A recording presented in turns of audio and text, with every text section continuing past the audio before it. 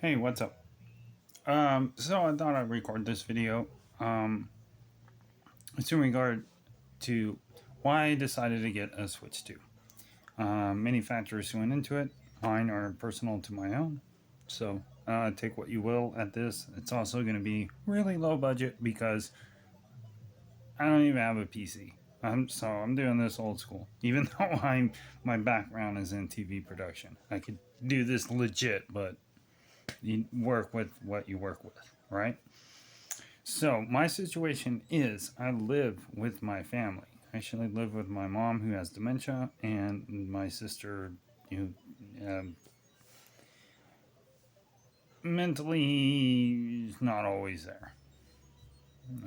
She you can talk to her just fine, but she can't what's the word, like assimilate with the general public. Basically, she's really hard to handle. So much so she's actually disabled because of it. Whatever. And myself, unfortunately, am living with a disability as well, is because I have heart failure and not to mention a debilitating back injury. I'll show you. And this will make sense because of where I am. That's my shoe. I wear that because I lost part of my foot due to a back injury. And I live with a lot of pain, and the stress of that was so great. You can see this white here. I have a little bit of white here. That was from like being in a hospital for 3 months, being stressed out because I was close to losing my whole, like most of my leg, a whole bunch of other stuff. I mean, I've been through hell and back. I'm living with family now because I used to live in Vegas, but I broke up with my ex-girlfriend who I was with for 16 years because she didn't want to be with me because of my health issues. Anyway, that was hard to deal with, and as I was dealing with that, unfortunately, she passed away. So that's been hard to deal with. And I only bring that up because it's oddly connected in one weird way to my situation. Anyway, so back to what I was saying. Why did I get a Switch 2? Okay, so I was in the position to buy a console because, unfortunately, as I had mentioned, my ex girlfriend passed away. And oddly enough, she still left me as a beneficiary in her life insurance. So, one of the things I did was get a console. And there'll be more reasons why. So I'm pretty much stuck in this room that I'm at. It's not. Ah, sorry, I dropped my phone. Yeah, I told you this is gonna be low budget. You can see I'm actually in my mom's old room. I leave that up for whatever reason. Like the only thing I added with those two pictures. The one is an old picture that my grandfather had in his den, and the other one is a picture of my cat that I used to have. Her name was Kiki. Anyway, all right, back to this whole thing. So, because I'm poor, but I still wanted to keep myself from going insane, I decided to get a PlayStation 4 because I don't know if you can see it back there. That whole area is a mess, right? You can't really see it. There, the PC over there, it's dead. It died on me coming like within about a month or two of being out here, so I needed something to do. So I picked up a used PS4, and you can see. All right. Over time, I've gotten some games. But buying used games has been important to me because I'm just getting all this crap out because it's cheap And there's a lot of games I still haven't played that I want to play. But this will make sense when I... Alright, I'm going to flip this around if I can.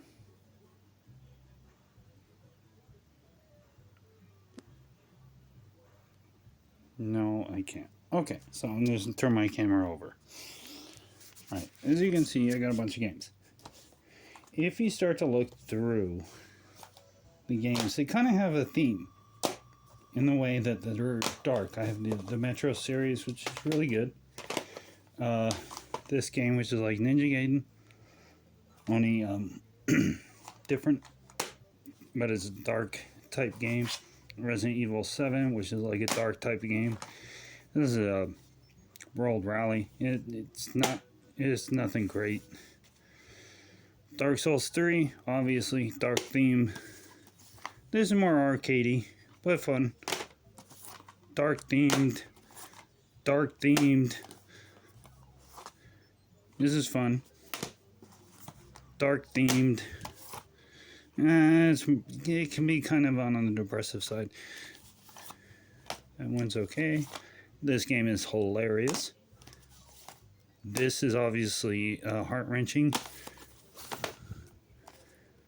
This game is incredible.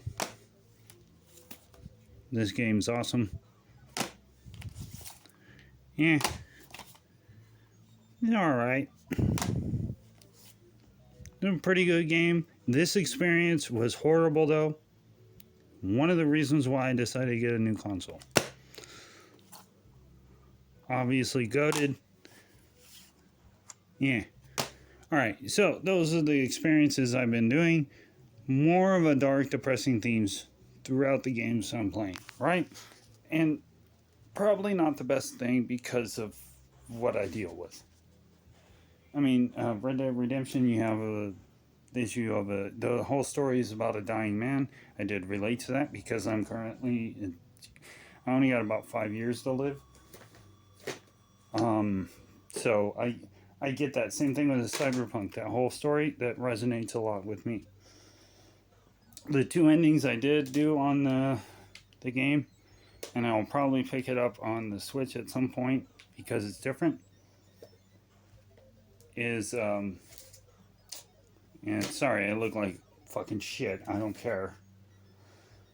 The 2 endings I got were the one where you kill yourself, and the one as a corpo, like deciding to, like, you know, say fuck you guys, I'm going to go on the planet and die, which, you know, made sense to me. Alright, so for the reasons, the main reason I got the Switch, the price increase with PS5, that pissed me off. I want to get a Pro, and I want to get one with a disc drive. In order to get that, I would be looking at near $1,000. That already puts me in line with a PC. I don't really want to get a PC anymore. At some point I will for practical purposes, but for gaming, I don't care. So that left me with Nintendo. And honestly, I had been wanting to get a Switch for a while.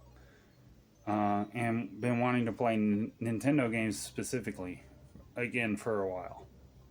And the reason why, if you look at these games, obviously much different in tone. This is obviously this is all the game from what I've played so far. I haven't played it as much. It's pretty good. People think it's the best thing ever. As far as Zelda goes, I don't know. We'll see. I wish it didn't have a muted tone to it because it has a very somber feel to it. So, I mean, that's fine, but it's not where my headspace is. This game was great. This is an awesome puzzle game that's really fun.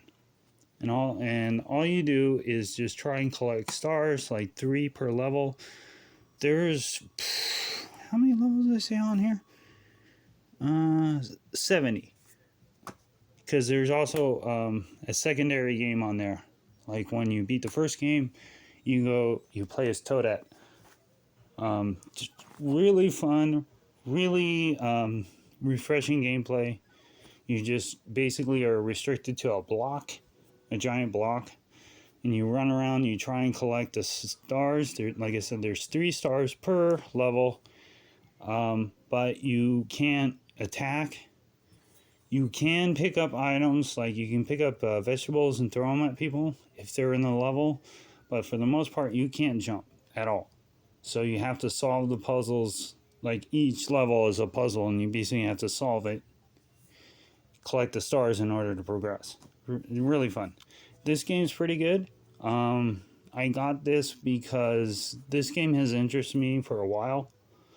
Back when, because I wanted to get a 3DS, I just never did. But I've always wanted to play this game, and it's pretty fun. It's not really challenging, but I love the whole design, atmosphere, everything. I haven't gotten to Bowser's Fury yet. I heard that's great. This game is weird as shit, and it's awesome that there's no restrictions whatsoever on it.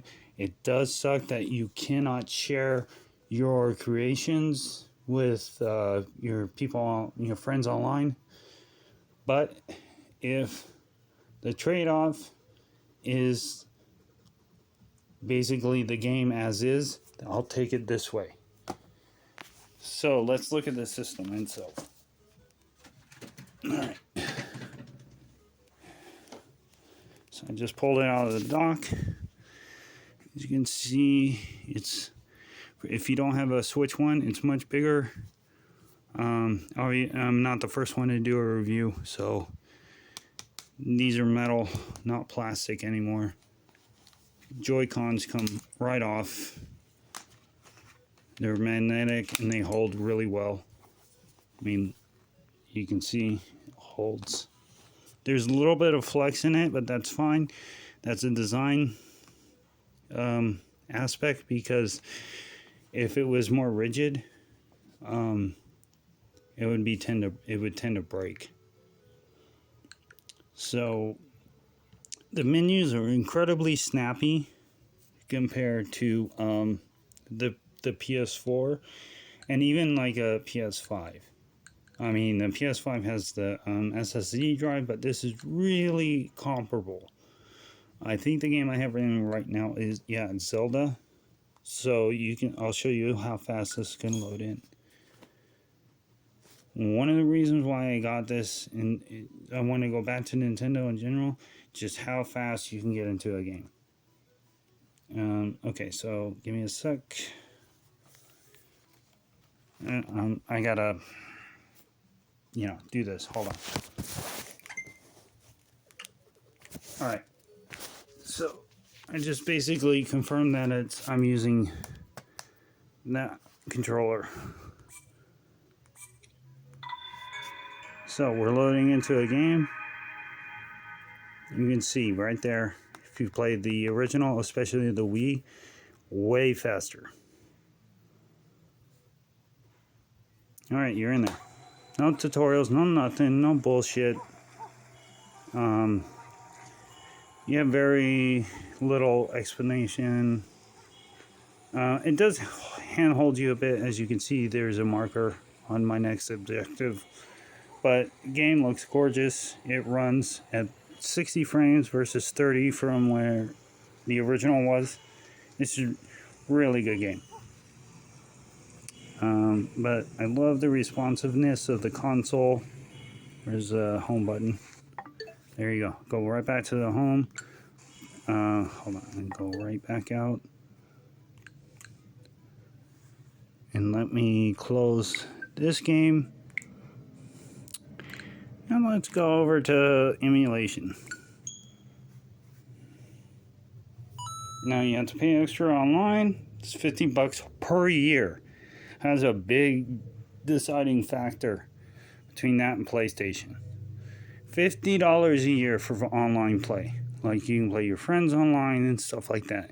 It is a more little restrictive on the online portion as far as how you go about adding people and how you can communicate and stuff like that. that is by design from Nintendo, because by and large this is a toy. And by it being a toy, you want to protect younger people. And honestly, I don't mind the slight disconnect, because the people that you add, you usually tend to know personally.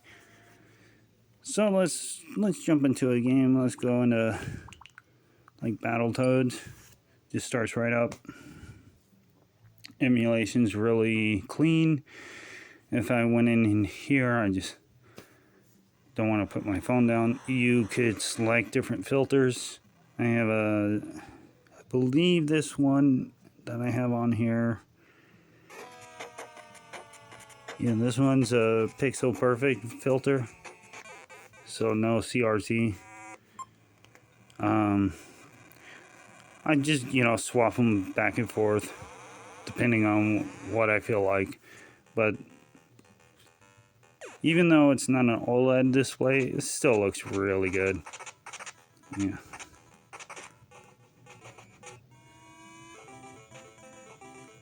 Yeah, it works. It's just, I'm just getting beat up. Whatever. Alright. And the thing that is supposed to be exclusive right now is you get GameCube games, and they run pretty good. I would say they run better than the N64. N64 by design was always a little blurry. So when you emulate it now, I don't know, maybe it's my memory is off, but it just seems like it's super blurry compared to what it was, even if you put the CRT filter on. So, these games load right up. And even though you have to pay per year to get access, these are all accessible offline. All the emulated games, you can play them offline, which is great. Overall, I'm happy with the system. I think it's a great system for what it does. I don't look at what the system can't do. It's not a PS5.